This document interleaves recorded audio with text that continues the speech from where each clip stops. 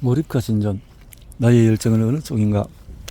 성취한 것에 초점을 두어 몰입을 높일 것인지, 성취하지 못한 것에 초점을 두어서 동기를 높일 것인지, 무엇이 최고의 선택인지는 상황에 따라서 다르다. 둘 중에 나은 전략을 찾기보다 언제 어떤 전략을 사용할지가 더 중요하다. 어떤 전략이 더 적합한지 고민된다면 현재 자신의 몰입 여부를 따져보자. 만약에 목표에 완전히 몰입하고 있다면 그동안 해온 행동들이 달라지지 않는다. 자신이 이미 성취한 것에 초점을 두면 지금껏 잘 해왔으니 잠시 쉬어가도 된다고 생각할지 모른다. 마찬가지로 현재의 목표에 대한 확신이 없고 다른 무언가를 할지를 고민 중이라면 그동안 성취하지 못한 것들이 있다고 해도 목표 수행 과정에 동기부여가 되지 않을 것이다. 이때는 목표 수행 과정에서 뒤처지는 것에 신경을 써봤자 몰입이 부족하다는 결론을 얻고 포기로 이어진다. 긍정적이든 부정적이든 일에 대한 확신이 있다면 일을 끝냈다고 해서 확신이 달라지지는 않을 것이다.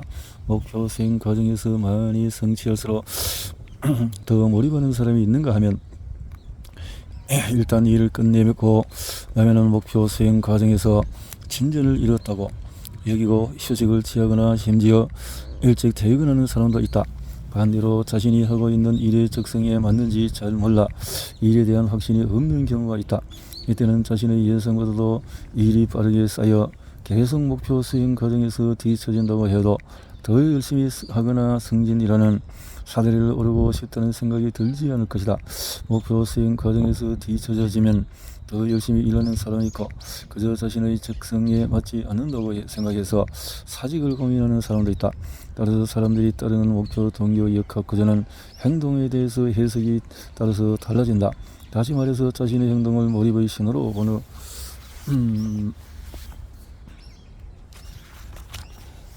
보냐 아니면 진전의 신호로 보느냐에 따라서 달라진다. 몰입으로 해석하는 사람은 자신의 행동으로 몰입을 여부를 알아차린다. 그들은 내 행동이 목표에 관심이 있다는 뜻인가를 묻는다. 그리고 자신의 성취를 바탕으로 목표에 대한 개인적인 관심 여부와 성공 여부를 판단한다.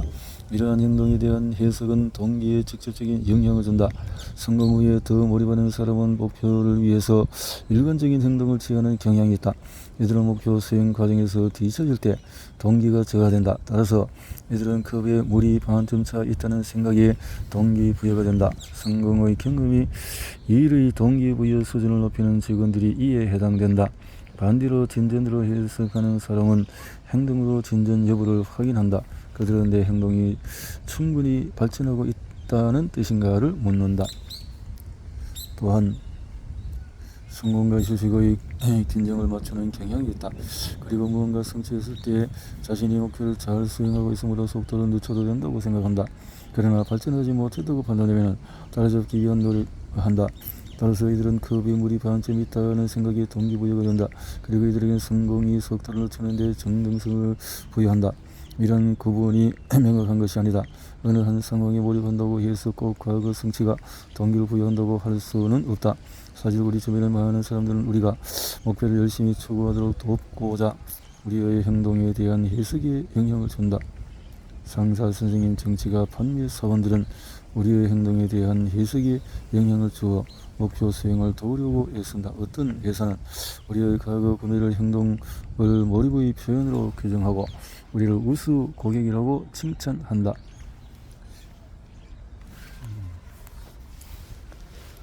셀프 동기부여를 위한 기본 전략은 셀프 동기를 위한 기본 전략. 너의 군대 시절로 다시 돌아가 보자. 다음 휴가까지 남은 날에 초점을 두는 전략. 다시 말해서 앞을 내다보는 전략이 옳았을까? 동기에 대해서 알고 난 후 뒤를 돌아보는 전략이 더 나았을지도 모른다. 이런 생각이 우선 시작부터 몰입이 낮았다.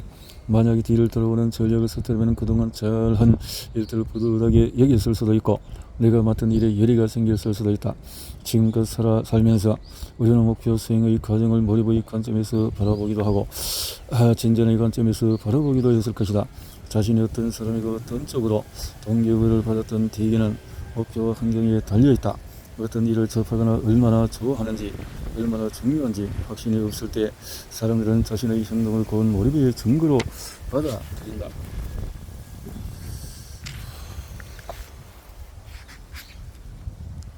자신이 새롭게 시작한 일을 잘하고 있는지 알고 싶을 때 이미 완수한 행동은 몰입을 높이고 자신이 미처 하지 못한 행동은 몰입을 낮춘다. 결론적으로 말해 초보자는 물이 반쯤 찬 컵에 동기부여가 된다. 전문가와 함께 중요한 업무를 수행 중인 사람은 이미 자신이 몰입하고 있다는 것을 알고 있기에 몰입에 의구심을 갖지 않는다. 어떤 일을 오랫동안 해왔다면 그 일을 즐기는지 그 일이 중요한지 물어볼 필요가 없다. 오히려 전문가는 자신이 하지 못한 일에 초점을 둘 때 동기를 잘 유지할 수 있다. 그들이 어려워하는 컵은 물이 반쯤 빈 컵이다. 헬스장 출석에 대입해 생각해보자. 신규 회원이라면 결석한 날보다 출석을 한 날을 생각할 때 동기 유지에 도움이 될 것이다. 반면에 헬스장이 안방같이 편한 사람이라면 결석한 날을 따질 때 동기 유지에 도움이 된다.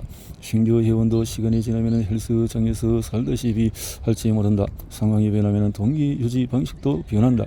처음에 몰입의 정도를 평가하다가 시간이 흐르고 경험이 쌓이면서 목표 수행의 진행 상황을 점검하게 된다. 몰입의 정도의 점검이 진행 상황의 점검으로 완전히 바뀌는 것은 아니다. 우리는 계속 몰입 여부를 평가하고 의심한다. 때로는 목표의 중요도가 목표 수행 과정에서 진전이 있을 때 동기부여를 하는지 뒤처질 때 동기부여를 하는지를 결정한다. 대부분의 사람들은 휴가 대비형 저축보다 노후 대비형 저축을 더 중요하게 여긴다. 따라서 노후 대비형 저축할 때는 그동안의 저축액을 돌아보는 것보다 저축 준비를 하지 않았을 때 생각하면 저축액을 늘릴 수 있다. 반면에 휴가 대비형 저축이라면 그동안 얼마나 저축했는지를 돌아봤을 때 동기를 유지할 수 있다. 자신은 어떤 급으로 동기부여를 받았는지 따져봐야 한다. 상황과 목표의 중요도도 함께 살펴야 한다. 자신이 전문가인지 초보자인지를 판단하고 자신의 목표가 달성해야 하는 목표인지 달성하면 좋은 목표인지도 확인해야 한다. 그동안 성취한 행동을 살펴보기도 하고 미처 성취하지 못한 행동을 점검하기도 하고 뒤를 돌아보기도 하고 앞을 내다보기도 하며 유연하게 대처해야 한다.